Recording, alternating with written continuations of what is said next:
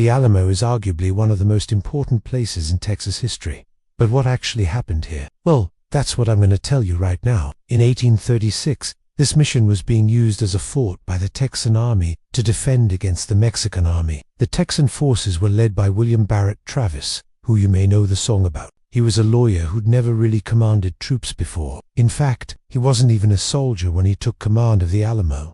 But he was a brave and determined man who wrote many letters pleading for reinforcements. Unfortunately for him, those reinforcements would never come. The Mexican army, which was 5 times larger than the Texan force, arrived at the Alamo on February. They were led by General Antonio López de Santa Anna, who was determined to crush the Texan rebellion. For 12 days, the Mexicans bombarded the Alamo, firing over 1,000 cannons at the fort. The Texans inside, however, were not giving up. They fought back against the Mexicans, killing and wounding many of them. But they, too, suffered casualties. And by March, the fort was almost out of ammunition. On March 6th, the Mexican troops stormed the Alamo.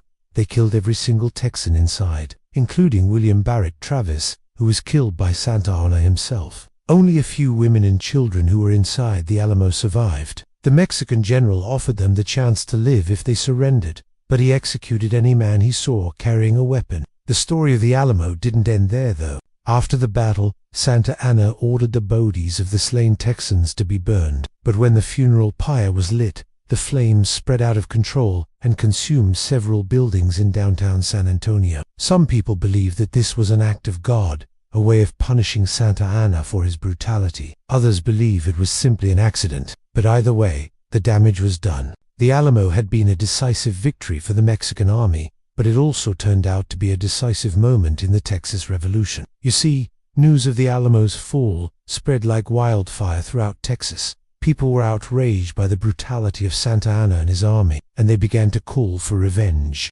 This led to the Battle of San Jacinto, where the Texans finally defeated the Mexican army and won their independence. So what can we learn from the Alamo? Well, for the Texans, it was a devastating loss, but it ultimately led to their victory. So maybe it was a necessary defeat. It also shows us the importance of remembering those who died for our freedom, even if their sacrifice was in vain. Finally, it reminds us that even though Mexico lost, they didn't go down as they fought bravely and with determination, and they should also be remembered. I've been your host. If you want to hear more stories like this one, stay tuned.